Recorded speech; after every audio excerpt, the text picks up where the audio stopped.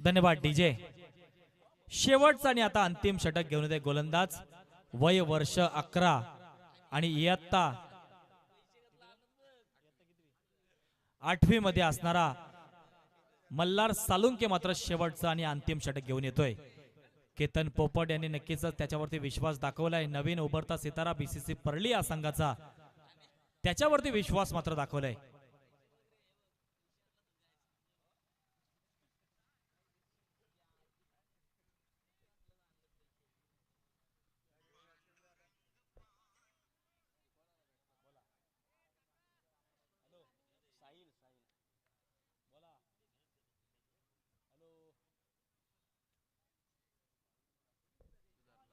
पहिला चेंडू आपण पाहतोय यावेळेस मल्हार लेग स्टंपच्या बाहेर चेंडू जातोय. पंच पंकजी देसाई सांगतायत हा चेंडू स्क्वेअर.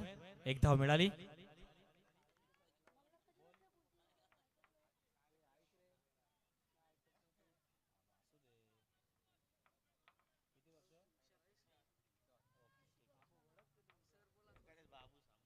वय वर्ष 14 आणि इयत्ता 8वी मध्ये हा शिकत असणारा नक्कीच खेळाडू मल्हार सालुंकेच्या खांद्यावरती जबाबदारी दिली केतन पोपटने आणि खऱ्या अर्थाने व्यवस्थितपणे जबाबदारी पार पाडतोय. मंगेश मामा तळेकर आमचे इथे आलेत, स्वागत आहे त्यांचं.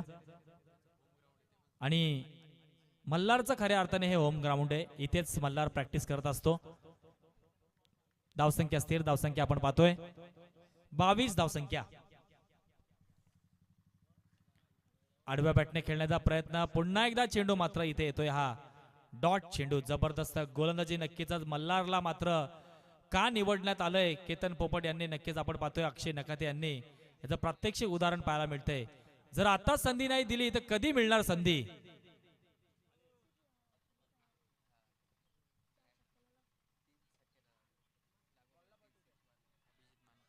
आमचे मित्र अभिजितजी मानकर इथे उपस्थित झालेत, आम्ही त्यांचं या स्पर्धेच्या माध्यमातून सहर्ष स्वागत करतोय. जबरदस्त नक्कीच आपण पाहतोय गोलंदाजी मार्फत मल्हार सालुंखे याला आता परत चेंडू टाकलेत त्याने 3-1 धाव खर्च केले. Next ball. यावेळेस मात्र चेंडू थोडासा ऑफ स्टंपच्या बाहेर जातोय. केतन पोपट त्यांना नक्कीच गाईडलाईन करतायत, सांगण्याचा प्रयत्न करतायत की नक्कीच केतन पोपट यांना सुद्धा माहिती आहे की नवीन खेळाडू आहे, त्याला अनुभव नाहीये, त्याला नक्कीच कानमंत्र देण्याचं काम करतोय, समजवण्याचं काम करते. आणि हे होणं गरजेचं आहे प्रत्येक संघामध्ये. जेव्हा एखादा खेळाडू आपल्या नवीन संघामध्ये येतो त्यावेळेस त्याला व्यवस्थित जवळ घेऊन समजवण्याचं काम करणं गरजेचं आहे. यावेळेस आडव्या बॅटने खेळलाय चेंडू आपण पाहतोय अक्षय नकाते तिथे हजर आहे, कोणतीही चुकी करत नाही. एक धाव मिळाली. एका धावेवरती होते समाधान. धावसंख्या जाऊन पोहोचले 24 या धावसंख्येवरती. शेवटचं आणि अंतिम षटक चालू आहे. आपण पाहतोय आता या षटकातील जवळजवळ 2 चेंडू शिल्लक.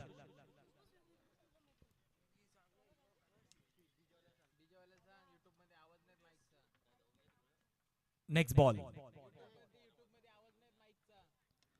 जबरदस्त फटका म्हणावा लागेल. एक्स्ट्रा कव्हरला क्षेत्ररक्षक रुपेश पांचाल तिथे हजर आहे, कोणतीही चुकी करत नाही. दरम्यान इथे मात्र 2 धावा नक्कीच मिळतायत. 2 धावा मिळतील अष्टविनायक कांसळ या संघाला. आपण पाहतोय शेवटचा चेंडू. या चेंडूवरती यदा कदाचित जर एक मोठा फटका आला तर नक्कीच या सामन्यामध्ये थोडीशी चुरस निर्माण होईल, कारण की धावा आतापर्यंत जाऊन पोहोचल्यात 26 या धावसंख्येवरती. जबरदस्त फटका. पुन्हा एकदा एक्स्ट्रा कव्हरला खेळून काढलाय क्षेत्ररक्षक रुपेश पांचाल तिथे हजर. पुन्हा एकदा 2 धावण्याचा प्रयत्न आणि इथे मात्र दुसरी धाव सुद्धा आरामात कंप्लीट. दरम्यान 2 धावांवरती झाले समाधान.